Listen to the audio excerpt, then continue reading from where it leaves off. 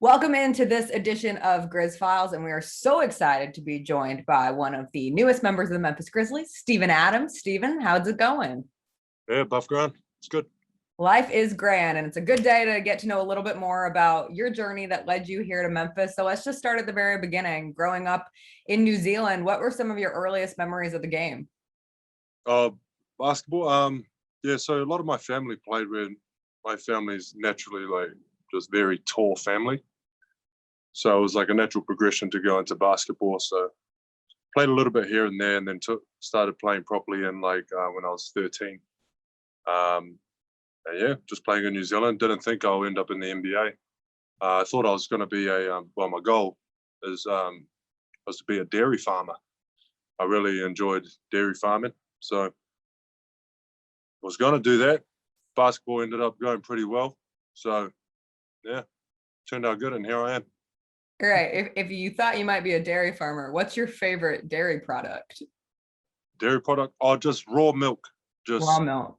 Yeah, just straight out maybe not straight out the tit.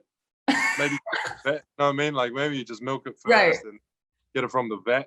But yeah, probably just raw milk. A lot of people's stomach is it's quite hard on the stomach if you're not used to it, you know. You could be on the throne for a while, you know. Well, lucky for you, your NBA career eventually does take off. But before you get to that point, do you remember looking back on it where you first realized, hey, I'm pretty good at basketball, I might have a future in the sport? Yeah, I never thought I was actually pretty good. You know what I mean? Still don't. I just like working, working out. I like the process, and all this sort of stuff. And I like the team environment. And yeah, whatever they tell me to do, I bloody try and do it the best of my ability. That's pretty much all I'm going for, right? I mean, I have my own goals, you know. I want to win championships and do well, not disappoint teammates, and blah blah blah. Obviously, we have all that, but yeah, right now it's just it's sick, enjoying the whole process, you know. For sure. And, you know, everyone has their process that got them here. I'm curious what your recruitment was like, because you did have to make that decision between perhaps turning pro right out of high school or going to play college basketball, which you eventually did for one season at Pitt. Yeah. My college coach, Jamie Dixon, he was actually down in New Zealand. This was just like weird chance that he was coaching the under, I think, 18s USA team, and the tournament was being held in New Zealand for some reason. He was there to actually scout out a different player who was a center, and then he seen me work out just one time, and he offered me a scholarship right there. So I was over the moon. I was like, "Yo, free education, yay! This is great." Yeah, went to college. Didn't last long. You know what I mean? I was just like, you know, I didn't have the best experience in college, so I was like, oh, give NBA a crack. And so threw my name in, and yeah, turned up pretty good. Worked out pretty well as you end up being picked 12th overall by the Oklahoma City Thunder back in that 2013 draft. Take me back to draft night and what you remember from that night. That was so fun. It was real special just because my brothers ended up being able to come over and make it, right? So my other brother, who's a farmer, so I used to work on his farm. That's why I like dairy farming. So he was able to come over, and my other brother, who I'm really close with, Sid. And so, I mean, we were just, you know how it is when you're around your family, you just laugh about literally just stupid all the time. And that's all we were doing. We're like mocking other tables in the green room and stuff. Just cracking jokes. It was a good time though. It was real fun. Do you remember a moment that you consider your welcome to the NBA moment?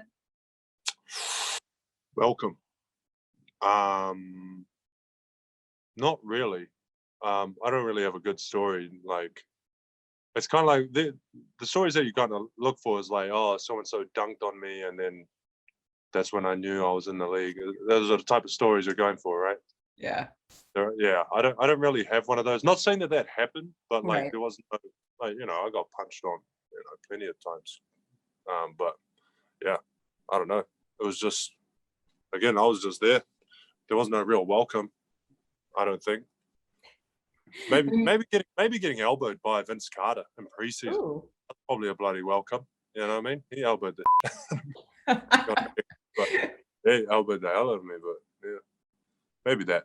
An uncomfortable welcome. But you have some successful seasons there in Oklahoma City. And when you look back on it, is there something that stands out as one of your favorite memories during your tenure with the Thunder? Yeah, I think it was most of like just our playoff runs that we were able to accumulate. We had such great talent. At the time, I didn't really know it. You know what I mean? Because when you're in it, you're just playing. I mean, that's was my mindset. Like, you're just playing, and you just want to make sure that you do your job really, really well and whatnot, right? So, but then when you look back on it, you're really like, wow, we had really, really good talent on the team. So just the whole process of making playoffs, going down. The only, as far as I went, was Western Conference Finals, where we lost to Golden State, and we lost to Spurs another year. You know what I mean? So, I mean, just those are just so amazing. It's helped my career so much in terms of just attention to detail and learning the overall game. I think it excelled that a lot. Speaking of playoff moments, do you think at this point in time, you've now been in Memphis for a minute, have fans forgiven you for getting punched in the face by Zach Randolph, even though you were the one punched in the face? Yeah, I bloody hope so. I hope so. Usually it's the other way around, you know. But I'm the one who got punched. But like, and like, jokes aside, but I think the fans are just like, you know, they're just like, hey, Grizzlies, because I think they're such big supporters of Grizzlies itself. Sure. You know what I mean? So I don't think they hold like a personal grudge. It's just like, oh, just, you know, the bros on Grizzlies, like, cheer them on. So the fans here have been like, yeah, unbelievable. You know, very welcoming, and yeah, I haven't come across anyone who's still holding on to it. I feel like once you have that Memphis across your chest or Grizzlies across your chest, it's a different story. And I know going from Oklahoma City to your 1 year in New Orleans and then ultimately ending up here in Memphis, when you found out you were coming to Memphis, what were your thoughts? I mean, what did you know about this city? What have been some of your experiences here? Yeah, I mean, the first thing was the Zach Randolph thing, you know. But I've said it before, it was just like a fish. Oh, I wonder if they're still care about that. It's been a while. But other than that, yeah, I mean, just like historically when I've played here, it's always been like a grindhouse, and you know, there's real like worker type mentality amongst the team. You know what I mean? Like, and so that was the first thing I thought about. I thought it was a really good fit, and so that's what made me really excited, especially with like the type of coaches that they have there, the type of organizations, like front office, just the mindset of like they're trying new things and they're really pushing the line here, right? And so I really like that part of it too. It was just, yeah, all in all, it was just like exciting thing to be a part of. You know what I mean? Yeah. And I know you've mentioned even just the team's connectivity and having gotten together before the season even began and the excitement for this year. What symbolizes this group that you are now a part of here with the Memphis Grizzlies? What symbolizes it? Symbolizes is kind of a weird word. How would you define this group that you're with now here in Memphis? Hungry. Very hungry. I think where Grizzlies ended up last year really helped that hunger. You know, I mean, it really showed like, bro, you got like, really close. And so this year it just seems like a lot of hungry players. I mean, really striving to do, and it's all the small things. Like, it's a hard thing to explain. It's like when you do all the small things really well, you know, because like say the average fan won't see this stuff. Right. You know what I mean? Like rotation, stuff that you won't even like, you know, people don't even look at or care about. It's not really sexy, but they really care about those details. And like, that's the biggest thing to take away. You're just like, well, like this isn't like, you know, people aren't pump faking. Like, they're not faking it. It's just like they care. And so, yeah, I mean, that's the most impressive. I know right now it's a lot of basketball all the time, but when you're not playing basketball, how do you like to spend some of your free time? Well, what do? Play a little bit of guitar here and there, play with my dog, eat a lot. And, yeah, just keep an eye on some stocks here and there, you know, try and become cultured. There you go. Bitcoin shenanigans that's going on. Bitcoin shenanigans sums it up. So, okay, wait, what kind of guitar and what kind of dog? So I'm usually just an acoustic player. Okay. More finger style. I'm not sure if you know the reference, but more plucking. And then the dog is a Belgian Malinois. Ooh. I know it sounds like a dessert, but it's a terrifying little dog. It's you've probably seen them. They're very similar to shepherds. Okay. Like shepherds, but a bit smaller. A lot of the military switched over to it, but you probably see a lot of the police dogs now. You'll probably see them there, most likely Malinois. All right. Mallies is the nickname. Mallies. Okay. If you could have anything for dinner tonight, what would it be? Ooh, probably just have to be bangers and mash. Is it tonight, like a night before the game? No, like let's pretend there's no rules. You don't have to go work out. You don't have to play a game. Just your number one choice for food. Yeah, it will probably be number one. It's probably an English breakfast. English breakfast. Okay. That and bangers and mash, with a pint of Guinness. Excellent. On the side. What's on your playlist right now? What are you listening to? Right now, a bit of Bach.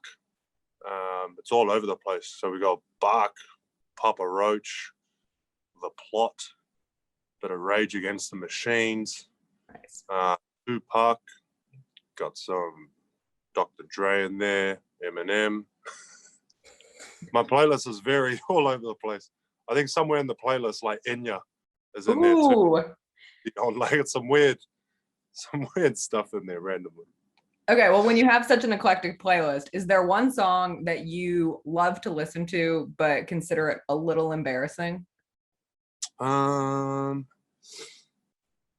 think it's like this new song. I don't know if you've heard it. It's by Willow Smith. It's Okay. Will Smith's daughter. Yes. Yeah, Willow Smith. I forgot. It's like I forgot what the song's called, but like, you know, the chorus is about catching a vibe. Catch a vibe. It's the TikTok song. Yeah, so like legit, I heard it and then I started listening to it. I was like, but the live version is better than the original on the soundtrack. Like, you know what I mean? The studio. Yeah. The live version is like tremendously better. So the live version I was listening to, I was like, you know, it's pretty good. Vibe. I know. And next thing you know, it's like stuck in your head and you're just walking down the street and you're like, caught a vibe. Bro, I started thinking it low key in the locker room and they're like, Jesus. You know, like, just kidding, let's do something different. So curious, because people obviously always compare your look maybe to like a Jason Momoa or Thor. Do you have a favorite person to be compared to? Jesus is probably top of the list. I've had Jesus a few times. High list there. Oh, amazing. I was just like, wow, there you go. That's top of the list, the Messiah. There you go. All right, to wrap things up, if you could have dinner with anybody, dead or alive, who would it be? Dead or alive? Dead or alive? I'd probably want to have dinner with probably just my dad. Don't want to be too sad about it, but we have to say it. So there's that.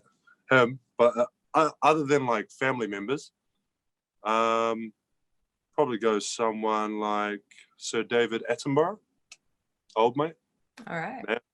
Well, just because he's got bloody good stories, or him, or the Queen of England, just to say you did it. You know, had a couple wines with Auntie Lizzie, you know.